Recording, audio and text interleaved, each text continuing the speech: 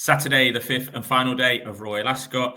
In the 2:30, the Chesham, I thought Humidity looked really professional on debut at Newbury, already crying out for at least 7 furlongs, and I think he'll go well. There's got to be question marks over the top of the market. Charlie Appleby is in bad form this week, and Aidan O'Brien's 2-year-olds are now just going off favourite just for being Aidan O'Brien 2-year-olds. We saw that today with his one in the Albany.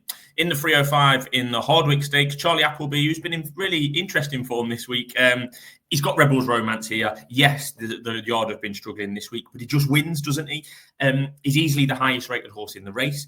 I think Charlie Appleby's poor week is factored into the price, and it looks too big now at 5-2 on Rebels Romance. So contradicting myself, but the price, it is all about price, and he looks too big now in price, 5-2. The best horse in the race, a Group 1 winner, Grade 1 winner. He doesn't carry a penalty.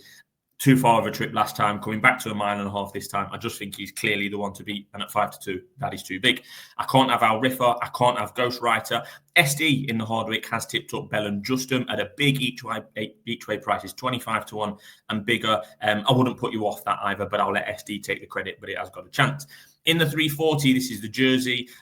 California Dreamer was second to Late Victoria in the 1,000 guineas in Ireland. The third that day was Cersine, who won the Group 1 Coronation Stakes on Friday. It's not bad form, and California Dreamer is being backed as a result. I'm backing that one each way. California Dreamer is more exposed than most of her rivals here.